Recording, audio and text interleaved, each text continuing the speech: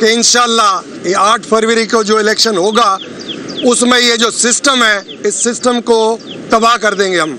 انشاءاللہ۔ 4 جماعتیں ہیں جن کا آپس میں سیٹ ایڈجسٹمنٹ ہوگی اور 2 ممبر کی کمیٹی بنے گی جس نے آپس میں فیصلہ کرنا ہے کہ کون سی نشست پہ کس پارٹی کا مضبوط امیدوار ہے اس نے حصہ لینا ہے اور باقی سب نے ان کو سپورٹ کرنا ہے۔ اسی طریقے سے میں واضح کرتا چلوں کہ 35% سے 30% ووٹ پیپلز پارٹی جو مافیا گروپ ہے اس کو پڑتا ہے اور 68% اینٹی پیپلز پارٹی کو یا 65% پڑتا ہے۔ تو ہم وہ 65-68% پہ فوکسڈ ہیں اور انشاءاللہ اگر وہ یکجا کر گئے تو سندھ حکومت بھی یہ الائنس جو ہے 4 جماعتی یہ بنائے گا۔ تو میں پھر سے شکریہ ادا کرتا ہوں کہ یہ سب ڈیلیگیشن جو چھوٹے میاں صاحب کی سربراہی میں آیا ہے انہوں نے بڑے غور فکر سے یہ باتیں سنی اور بڑے میاں صاحب تک بھی یہ پہنچائیں گے ہمارے گلے شکوے اور یہ جائز گلے شکوے ہیں۔ آج اگر آپ دیکھتے ہیں تو پوری سندھ حکومت نیچے پٹواری سے لے کر چیف سیکرٹری تک، نیچے ASI سے لے کر IG تک، چیف منسٹر ان سب کا تاج بنا ہوا ہے اور ہمیں امید تھی کہ یہ ریٹائرڈ چیف جسٹس ہے، بڑا ترازو تول کے ہر چیز لے کے چلے گا، ہمیں بھی برابر لے کے چلے گا۔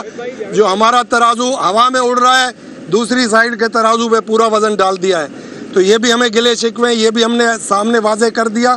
اور انشاءاللہ یہ ذہن میں سب کے کلیئر ہو گیا کہ ہم نے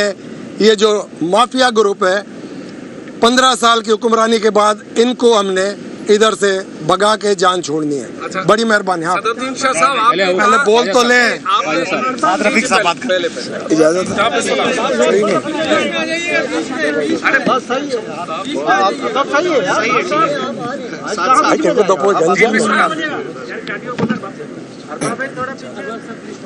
بسم اللہ الرحمن الرحیم۔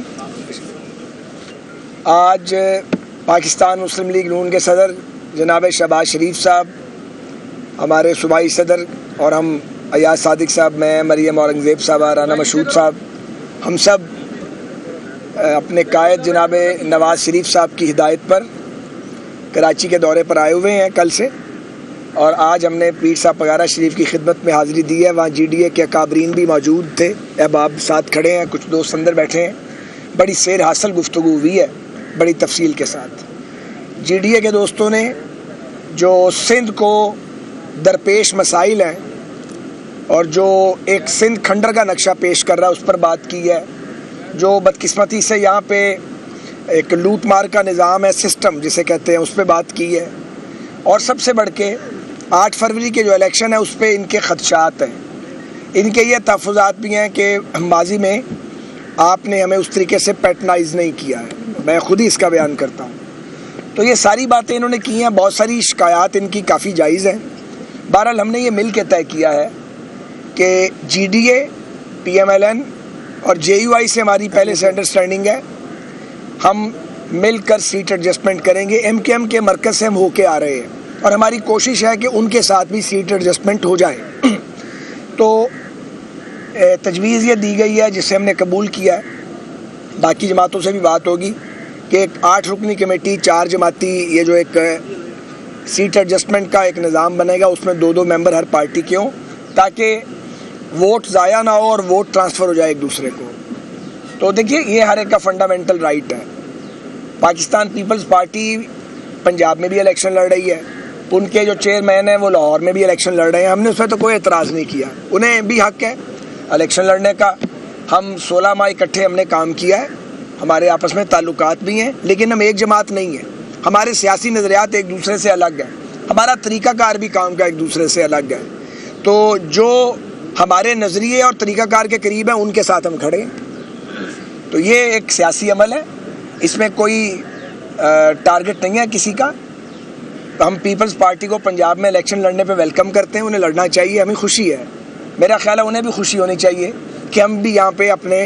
ہم خیال دوستوں کے ساتھ مل کے سیٹ ایڈجسٹمنٹ کی ایک کوشش کر رہے ہیں۔ مقصد ایک ہی ہے، اس میں کوئی شک نہیں رہ گیا یہ بات ازر من الشمس ہے کہ 15 سالوں کے اندر اہل سندھ کو محرومیاں ہی ملی ہیں اور یہاں پہ ویسی ڈیولپمنٹ ہو ہی نہیں سکی جتنے یہاں پہ وسائل تھے ویسی ڈیولپمنٹ نہیں ہوئی. اسی طرح کراچی بھی جو پاکستان کا سب سے بڑا شہر ہے اور پورے ملک کا سب سے بڑا ریونیو کلیکٹ کر کے دیتا ہے, اس کو بھی اس کا حق نہیں ملا ہے. تو وقت آ گیا ہے کہ تمام سیاسی قوتیں مل کے عوام کی مؤثر ترجمانی کریں, سندھ کو اور خاص طور پہ کراچی کو اور سندھ کے جو شہری اور دیہی علاقے ہیں ان کو اس کا حق دلایا جائے.